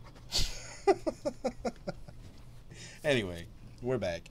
Oh yeah, speaking of Alex Jones, I read recently an article, I'll post this in the group, but he was, the judge ruled against him in the defamation case about Sandy Hook. Really? Yep. You don't say. Yep. That'll be in the group later, guys. So, what are we getting into now? Some black holes? Oh, yeah. Nap time. Yeah, for real though, some of this stuff, I really think this is like the core of what we get into here on the show. Which one? These things about the fast radio bursts. What's it? Fast radio bursts? Yeah. What's it? Where'd it go? It's a New Canadian? Yeah, the New Canadian one. Yeah. You want this one or the 13? Both of them are pretty cool, and they kind of go hand in hand. But yeah, so they've discovered these fast radio bursts about a decade ago.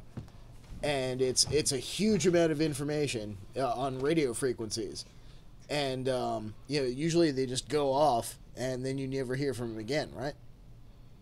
It's just a one-time kapow way out in space of radio energy. The wow signal. Yeah. So when faced with this is coming from Ars Technica, John Timmer wrote this, New Canadian telescope spots a second repeating fast radio burst. And the radio telescope was being put to use even as it was being commissioned. So when faced with an enigma like this, the standard scientific mantra applies, we need more data. So they built this thing called CHIME. It's the Canadian Hydrogen Intensity Mapping Experiment. And its builders have just started doing science with it. It's still under construction. And it's this massive array we see here of roughly half-pipe shaped antennas. I want to skateboard on that shit. Yeah, I know, right? Well, they say that new racks of compute nodes were being installed. Compute nodes! And the number of nodes operating, hence beams on sky, varied from day to day. Although the number of compute nodes operating in the correlator and hence the frequency coverage also varies daily. So, basically the more computers they have, the more frequencies they can monitor. And these discoveries poured in. 13 fast radio bursts identified right off the jump. So CHIME is sensitive to lower frequencies of radiation than past telescopes. It discovered that FRBs appear at lower frequencies than we'd previously thought. So, the question is, what are these FRBs, these fast radio bursts? They say the most significant discovery so far is FRB 180814.J0422 plus 73. That certainly rolls off the tongue. Unlike every other source discovered by CHIME, this object produced repeated bursts. 6 were identified in the data taken during the instrument commissioning. So, previously out of dozens that have been identified, only one other has produced multiple bursts, despite a growing number of surveys looking for these objects. It was beginning to look like this one example, FRB 121102, might be a freak object, but this suggests that it may simply be rare. The new one was identified in part because it was near enough to Earth's North Pole to allow it to show up in CHIME's field of view twice a day. So it's not clear if these two repeaters, these repeating objects, represent a distinct class of objects from those that produce a single burst. But, I mean, it stands to reason if it produces repeating bursts, then it's got to be something different, right? Yeah. And, yeah, so the question is, what are these bursts? A lot of them, they think that they come from colliding black holes or, supernova explosions. But if we have a repeating signal, then what does that say about, it could be somebody trying to get a hold of us. Could be that when two black holes collide, it creates a time loop. And it feels like you're reading the same article over and over again? Yeah, absolutely. Yep. So, yeah, it kind of is the same article over and over again. But we've got it from 2 sources, so we'll post it from 2 sources. And they have some close-up pics of these compute nodes, which are super sexy. Well, let's see if I can find them. Where'd they go? Oh, that's on the other one, right? Yeah, it's the next article. And they're very excited to see what it can do when it's running at full capacity. And we even got a video here, and this video is actually pretty cool looking. We should check this out real quick because there's our compute nodes. Imagine if that was a synth, dude. That would be dope. Yeah, Jesus. I'm saying, imagine running Doom on that. Jesus. All right, let's watch this. Let's get the PP Spanx for that. Is this nuclear explosions? No, those are fast radio bursts going off, like where they are in the sky. Well, and you know what? Our tax dollars probably went to go pay for this at some level or another. What if it's like ships going into warp? Yo, that's what I'm hoping. They say at the end of the year we may have found 1,000 more bursts. What if it's like an intergalactic phishing scam and they're waiting for us to contact them so they can come and eat us? Beam them our credit card numbers. No, they can come and eat us. Yeah, but we have. Did I mention fuck aliens?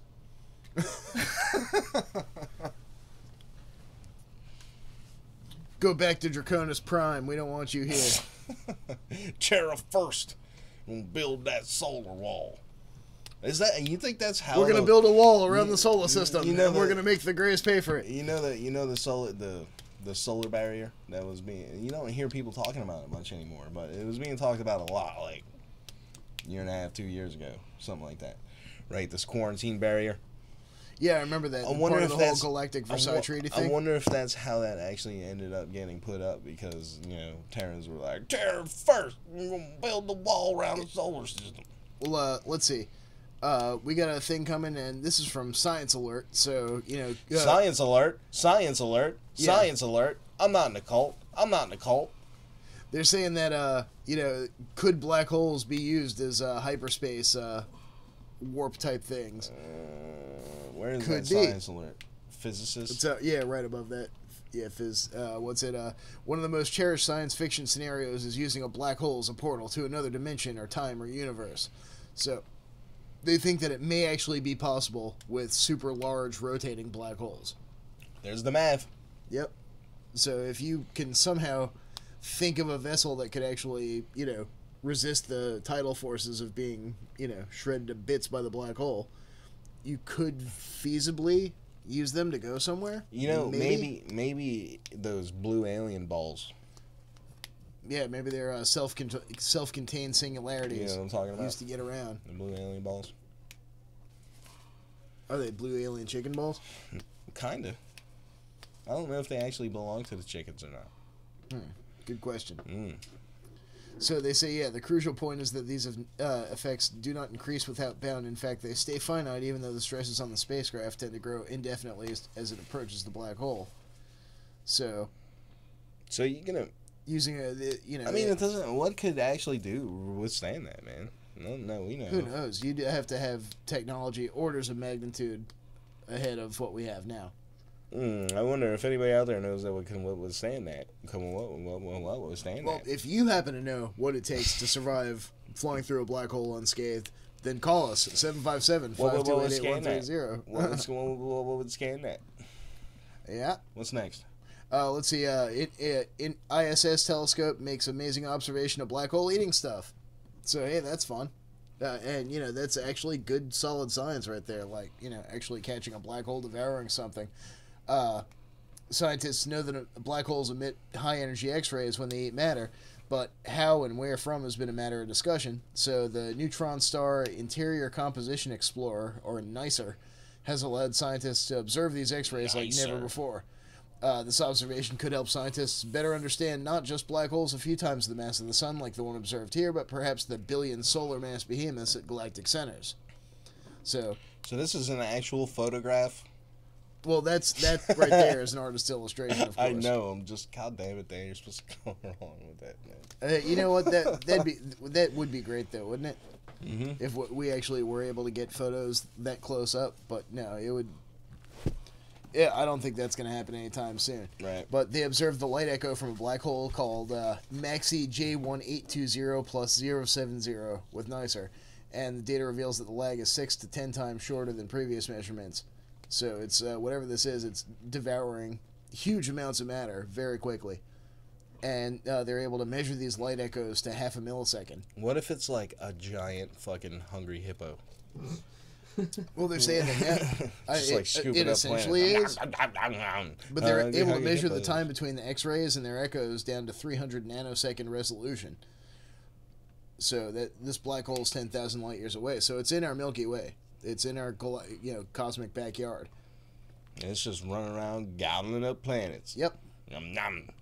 Like Pac-Man and shit. So, but it's a good chance for us to learn more about how black holes actually function and devour matter and all this other stuff. Yeah, I know. Moving on. It's solid science. So, and actually, that kind of knocks out that one, too. That knocks it out right out the park. See, we thought we had all these things, but it turns out we had 3 copies of each thing. A lot of them are dupes, but this is pretty cool. Astronomers may have finally seen a star become a black hole. Oh, snap. Yeah, and we got a nice, pretty trippy-ass nebula for you to look at. That. So, a dense stellar corpse known as a neutron star lies inside a E0102, a supernova remnant 200,000 light years from Earth. So, basically about as... pretty much on the other side of the galaxy, off in the Gamma Quadrant.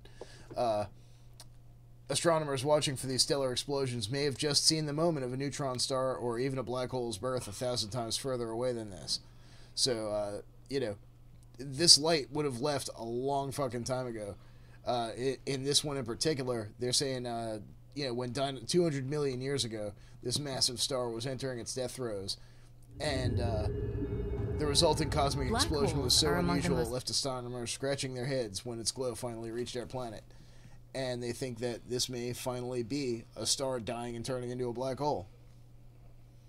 This is the target we've been waiting for years, says team leader Raffaella Margutti, an astrophysicist at Northwestern University.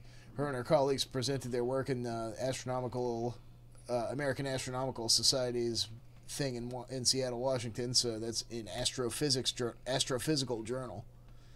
And they're calling this one the Cow, right? And it, apparently because of its auto-generated name of AT2018 COW. But yeah, it's a star-going supernova in another galaxy. It's 2 million light years from here. Keck Deimos. Awesome. The Deimos instrument at the W.M. Keck Observatory, but I'm just glad the fact that it says Keck and Deimos together. That by itself is fun. So why is a cow unusual? Because there's, let's see. Supernovae get their explosive oomph from nickel-56, a radioactive isotope stuffed in their innards. But when astronomers calculated how much debris the cow had thrown up, they came out with a surprisingly low amount of total ejected debris, maybe a tenth of our sun's mass. If that. That's weird because usually supernovae eject tens of suns worth of debris. So it's possible a lot of this stuff got sucked into a black hole. Like, the star, like, blew up, and then the black hole that was left at the center sucked a bunch of it back in.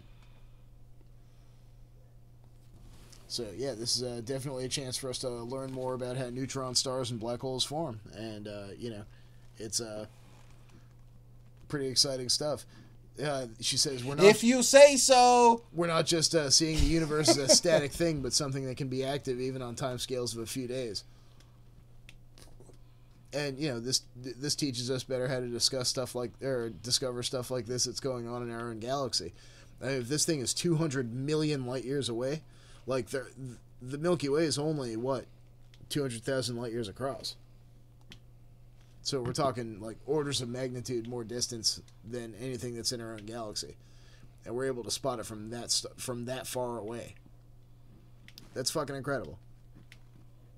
Yeah, it's pretty big, man. Yep. What's it? In Cygnus A, they discovered a ricocheting black hole jet.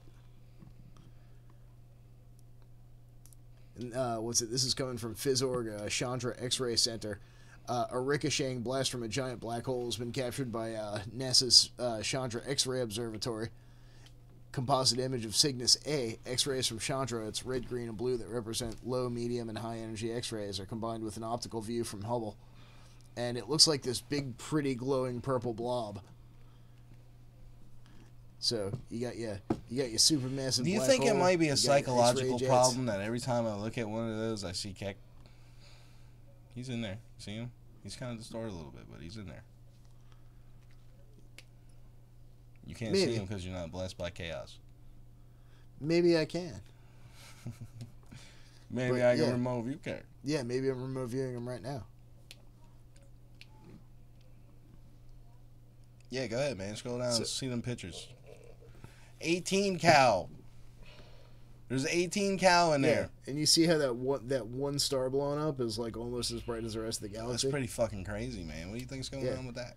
I don't know, but they say they think it's what? Turning into a black sun. You think it's turning into the black sun? Yeah, gonna start recruiting people into it? Yep. Drinking the black goo. So Keck Deimos. Yep. Pretty cool, man. Wonder if we know anybody that's been there. I mean, but you know, it's mind blowing because like, look at those little red blobs in the background. Those are all galaxies, and it's just more and more galaxies. Like that tiny little blob in the background right there, galaxy. That little blob, galaxy. Like it's each one of these is trillions of stars.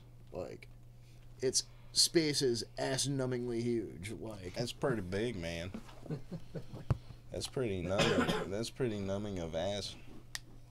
All right, come on. Please tell me we got something else other than more black holes. Yeah, you know how we talk about the whole mirror universe thing pretty often? Mm-hmm. Well, now, this is a theory, I've wondered about this before. If antimatter is just matter that's moving backwards in time, then Big Bang from the Big Bang, is there an antimatter universe that goes backwards in time from the Big Bang? And these guys say, maybe.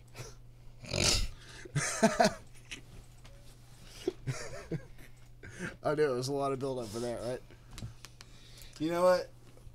But yeah, this bold new theory presented by physicist Neil Turok and his colleagues at the Perimeter Institute, it also created a second anti-universe that extended backwards in time in a mirror image of our own that could explain the existence of dark matter. So yeah, the mirror universe is real, guys. It's dark matter. Terran Empire. Now, all the way.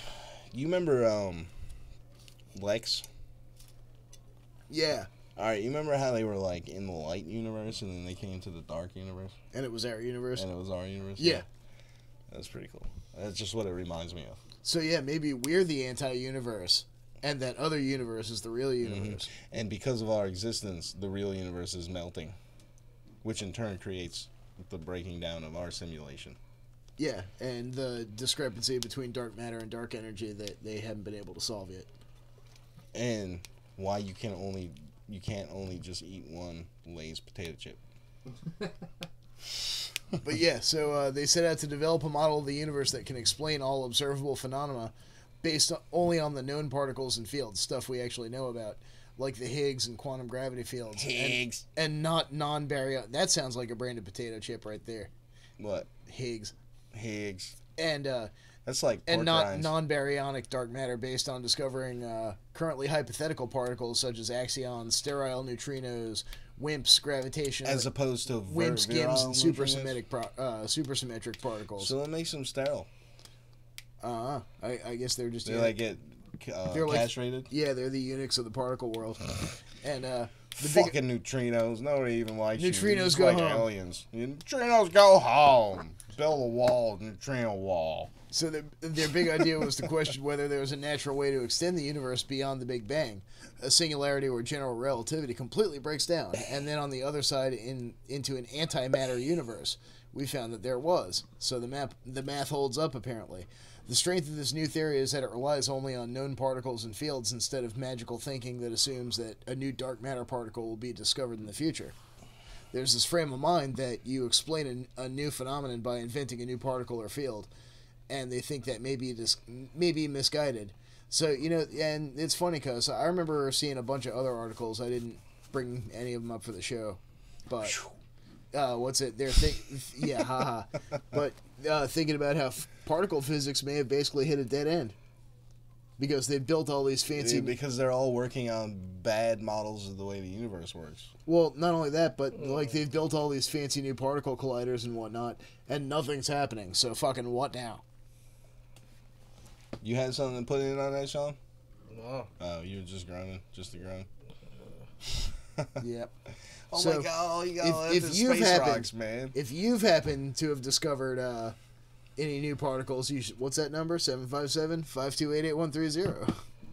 Call in. Tell us about your particles. Somebody call, because I don't want to talk about space rocks for another fucking half an hour. Well, how about entire missing galaxies and the fact that now there's too many? Billionaire's wife abducted and kidnappers demand $10 million ransom for her life. Yeah, that's something else. What was that about? Did that really have anything to do with anything, though? I just thought it was something weird. Like, what the fuck is up with that? All right, well, space rocks then. Fuck it. Well, no, we can check it out. Norwegian, you know why? The Norway fucking Thule-Gesellschaft connection. Yes, Nazis. Yeah, could some old gangster shit be going down? He was a real estate tycoon, huh? Yeah, abducted back in October. Police only revealed on Wednesday, and kidnappers are demanding $10 million in ransom money in exchange for her life and freedom. Anne Elizabeth Falkevik-Hagen, 68. How fucked up is that, man? Has been missing since Halloween. Chief investigator Tommy Broski. All right, Broski. Revealed on Wednesday without police saying that she was abducted against her will. Her husband, Tom Hagen, a real estate investor and owner of power facilities, is amongst the wealthiest people in Norway, boasting a total wealth of about 2 billion Norwegian kroners. All right, here's the thing. If you were 2 billion, you must really hate your fucking wife to not get her out of a kidnap situation for 10 million. Right? What the fuck? Sell the cottage or something, dude. What does the matter with you, man? Authorities said the suspected kidnappers left a note in the couple's house near the capital in Oslo, detailing the fatal consequences if he refused to pay the demanded money in the form of cryptocurrencies. That's what it is. I can't figure out the Bitcoin. Yeah, you gotta pay. He should pay it in Dogecoin. Doge. Should pay it in reality brief coin. Look. Check it out. We should get our own crypto. Not only are we starting a cult, but we're starting our own cryptocurrency. You can get in on it if you send us money. So send us lots of money.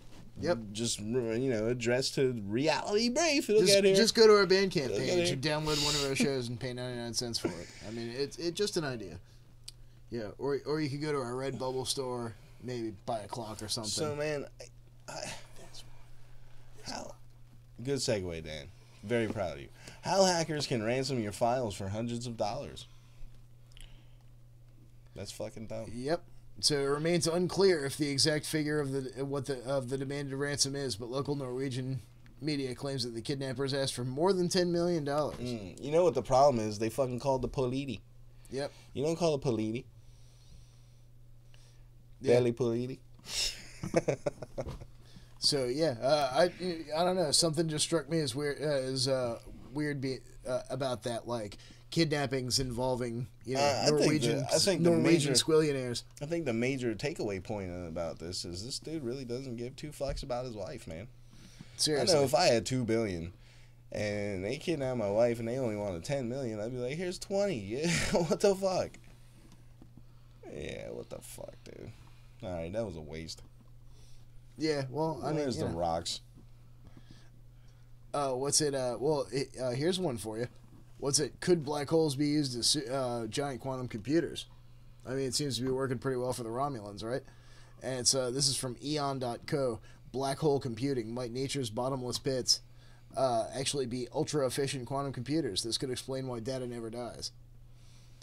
And they're talking about how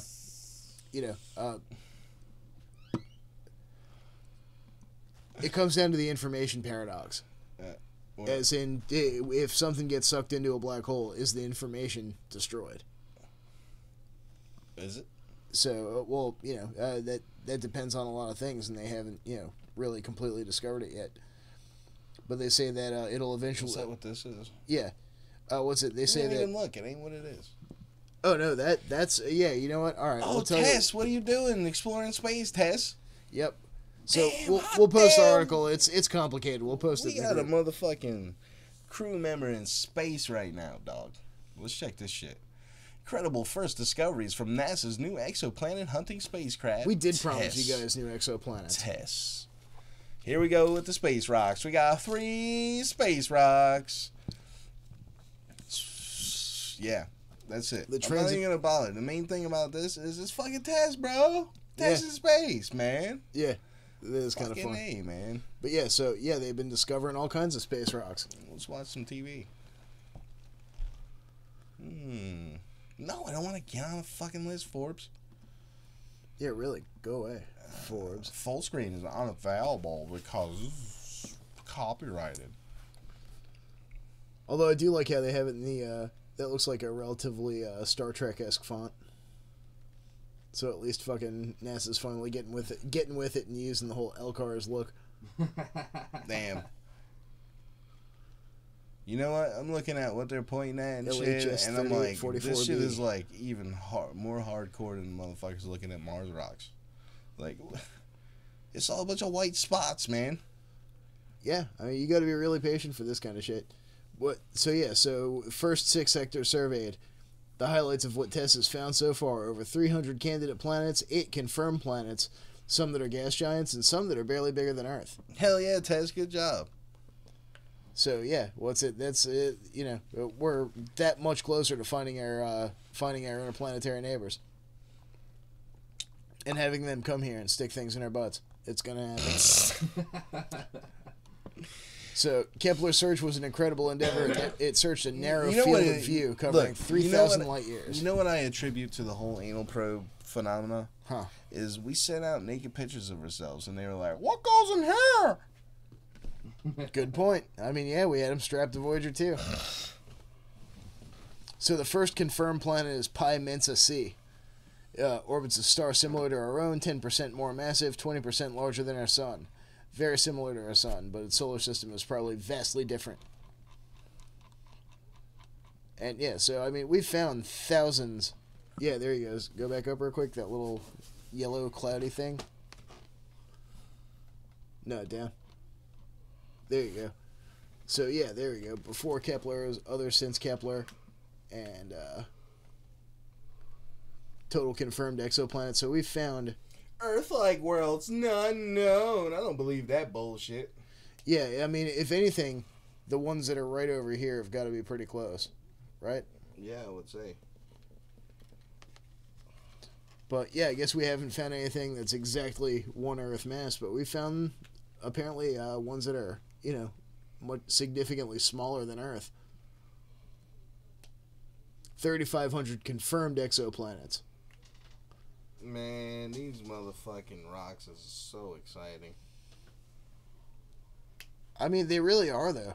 If you think about it, like, if you think how close we are to actually finding something that, people could like sit down on, then yeah, it really is. It excites the shit out of me. To me, that's what it's all about, is finding this stuff. Dude, they can't even sit down on Mars with the bullshit technology they give us. What the fuck do you think they're going to do? We've had the tech to go to Mars for 60 years. Let's get real. We have, but they're not going to ever give it to us. No, I mean, like, just the public space program. Those has had the technology to go to Mars since the moon. Those massive repeating radio bursts we were talking about earlier could very well be Dark Fleet bombarding planets.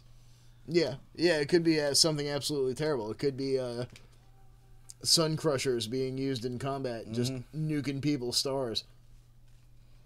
Like, fuck you and your whole solar system. Kablam! Like. Whatever.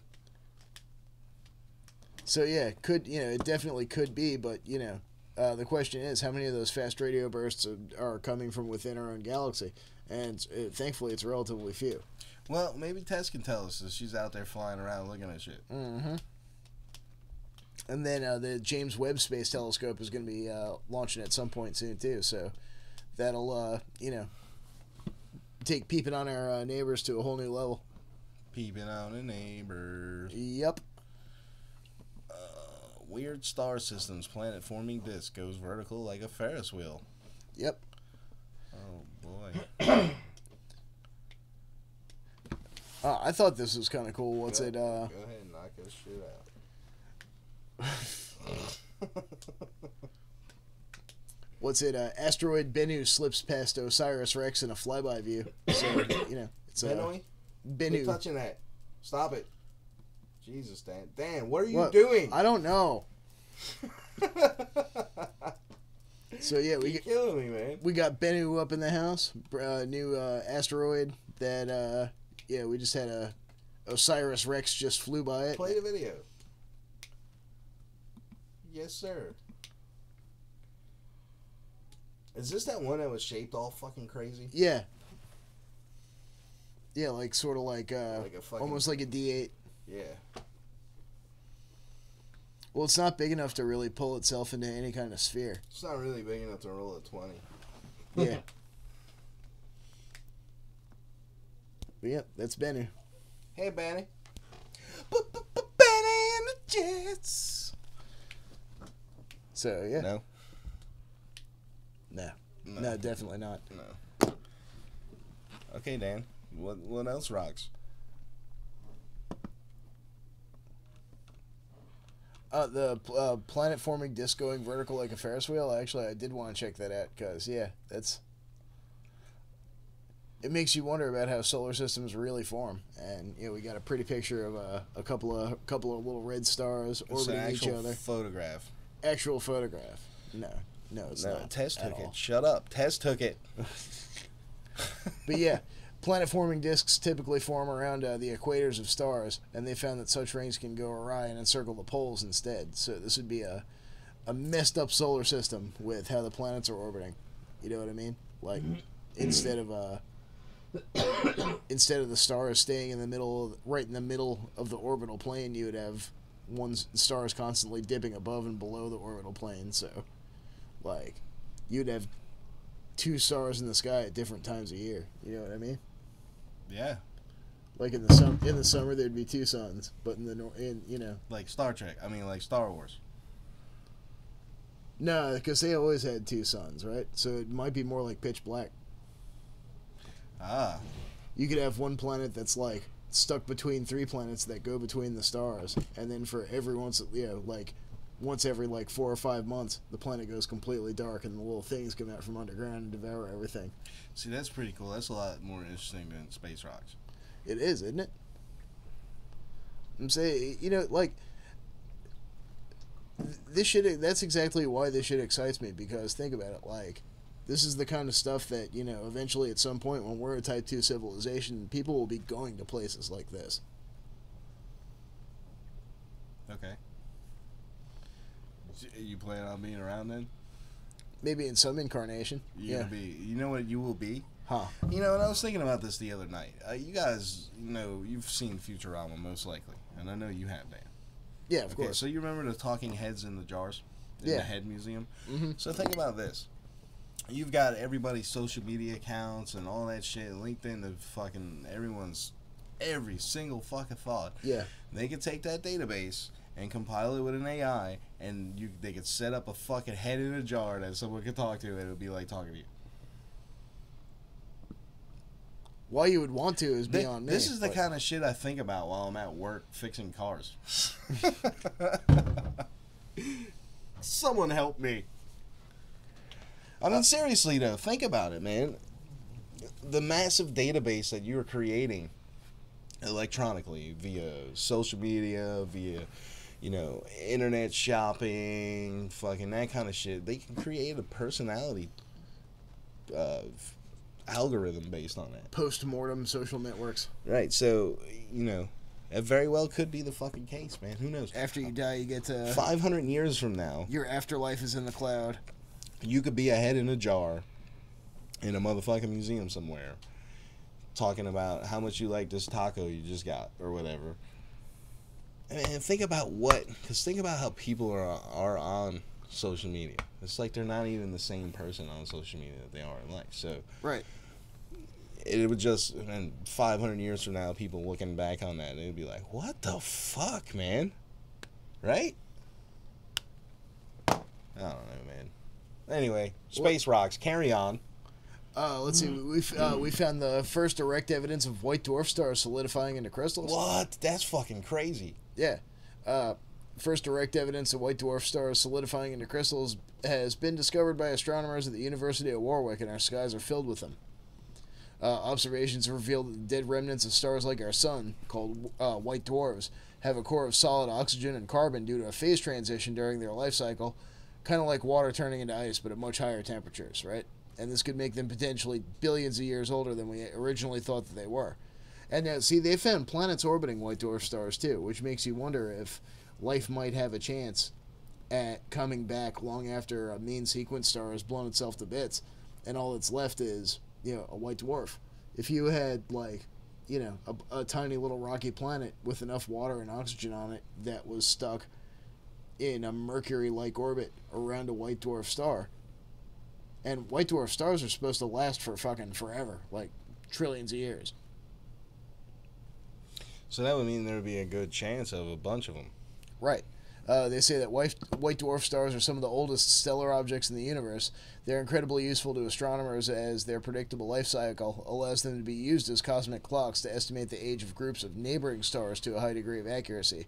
These are the remaining cores of red giants after these huge stars have died and shed their outer layers, and are constantly cooling as they release their stored up heat over the course of billions of years.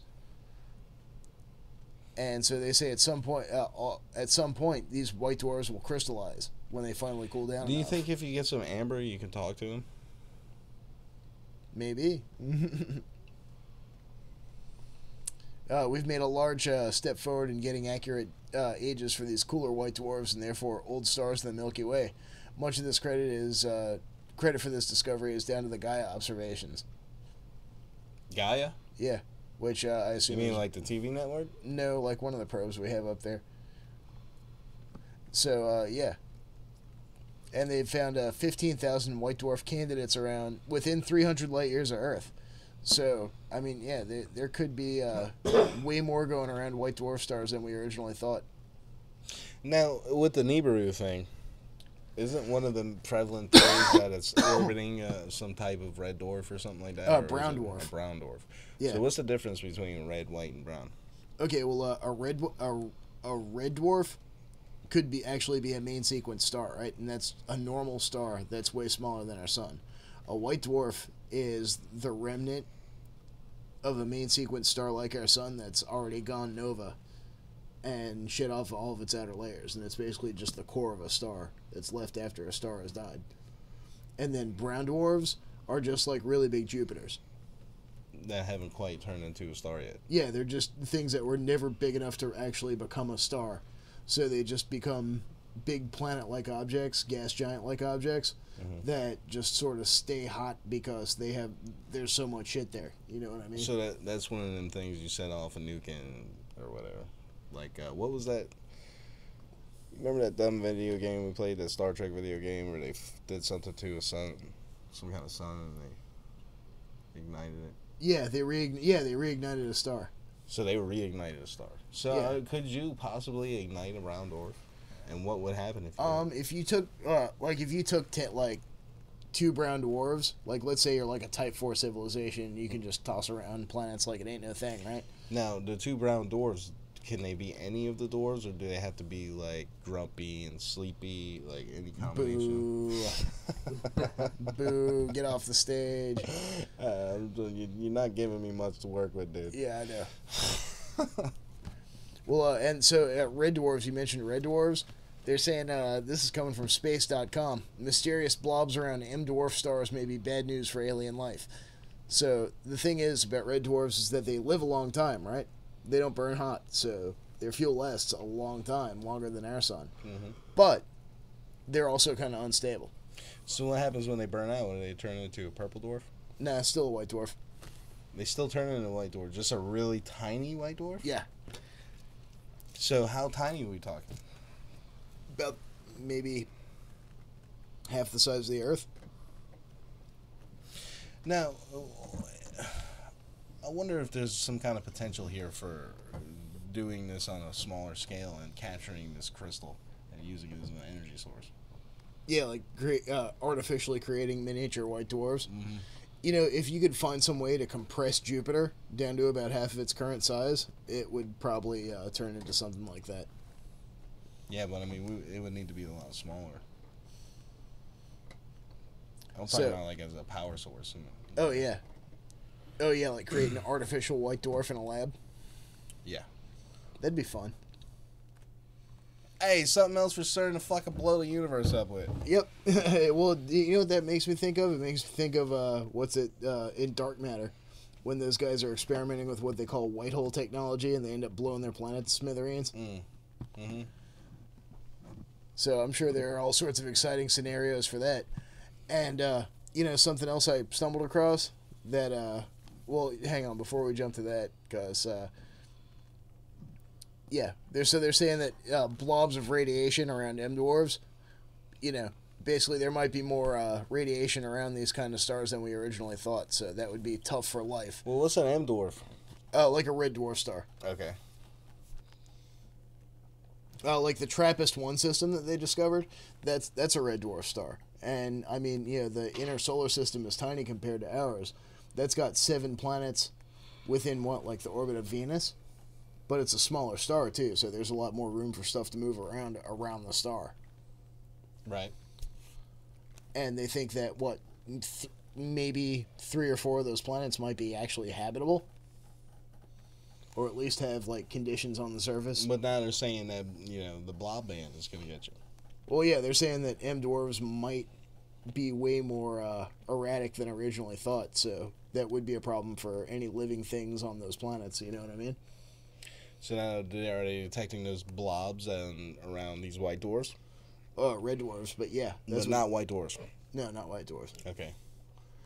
So, yeah, it's mysterious blobs around these M dwarf stars apparently are radiation. And they just tend to migrate out over time, slowly out through the solar system. So, yeah, that would be shitty, but you know what? Like, it seems that, like, the TRAPPIST-1 system, if you're around a red dwarf star like that, then you're probably going to be tidally locked, right? So one side of your planet's always going to face towards the star.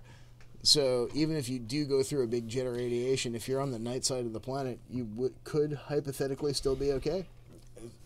But I thought being tidally locked like that is you're talking about not rotating, right? Yeah, the moon is tidally locked to Earth. I thought that was like not natural occurrence. No, it's natural. How many stellar bodies would you say are tidally locked like that? In our solar system, there's a few. Okay. The moon definitely is, and you know what? That's a good question. That's one that's going to have to wait for next edition. Let's see, tidally locked things in our solar system. All right, let's Mercury isn't totally tidally locked, but it's close. Right. Okay, let's hop to this one last one and then get off the friggin' air. Sounds like a plan. Well, I found a black hole just for you. No more black holes, man. No, this is your kind of black hole. The Fed. Fed Chairman Powell says he's very worried about growing amount of U.S. debt. Well, I'm glad fucking somebody is. Motherfuckers. He's like, wait a minute, guys. I'm very worried about it, Fed Chairman Powell said Thursday. It's a long-run issue that we definitely need to face, and ultimately, we have no choice but to face. That's right, you can't vote yourself out of $21.9 trillion in debt, of which $16 trillion is owed by the public. The sustained annual U.S. deficit is now believed to be more than $1 trillion.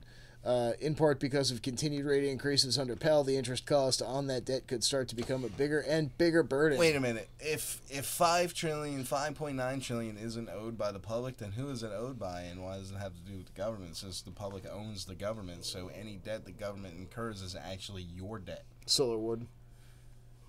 So that other $5 trillion is like... That's the secret space program bill right there. No. And the Black Op project bill in general. What I'm saying is, that secret space program money is in the $16 trillion that's owed by us. No, who owes? If the U.S. debt is $21.9 trillion, right? Only $16 trillion is owed by the public. Who owes the other 6.1 or 5.9 trillion? Good question. You know what I'm saying? Who owes that money if the government is the public? And all the bills that the government incurs come on to us eventually because they borrow the money from the Fed, right? And then what they get it, they pay it back at an interest rate, which comes out of your tax money. So where's that other 5.9 trillion come from? That's a fantastic question, actually. I wish I knew. If you happen to know, give us a call, 757-528-8130. I mean, you better do it quick, because we only got, 4 minutes left? I'm about done now, man. You're about done now? I'm about done. I'm tired tonight. I'm sorry, guys. I don't know if I can make it another 4, 5, 6, 7 seconds. Yeah, I don't know, man. That's asking a whole lot. Oh, my God. So, is there anything out of tonight's articles that you want to revisit? Man, not really. I don't know if I mentioned fuck aliens.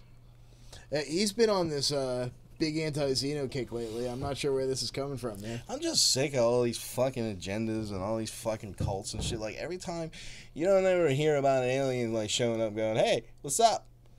You know? It's always, hey, you're the savior of the fucking universe. Or, hey, you know, I want to stick this in your butt. Like, yeah, it's never anything cool. Like, it's not like, hey, what's up, man? Want to smoke a bowl? Yeah. I got that fucking space chronic. I'm sick of it, man. It does seem like they always want to just come here and, like, do something. Either do something nefarious, or, you know, they want to do something nice, but they can't actually come out and do it publicly. So we have to start a Twitter account to let you know how great we are. I'm not even gonna go there, man. Anyway, if I haven't mentioned it. Anyway, guys, thanks for sticking around. We will see you back next week. We're going to have some guests coming up soon. I'm sorry, I've been slacking on booking them, but we got a lot of people interested in coming on, so we'll have them coming up soon. Maybe, just maybe, we might have a Chaos Magic Roundtable coming up. Oh, that'd be good. I just get details to come. I just get to sit back and read during that one. I get to sit back and play on Facebook like Dan does. I find your lack of enthusiasm disturbing. Anyway, we'll see you guys next week. Thanks for watching.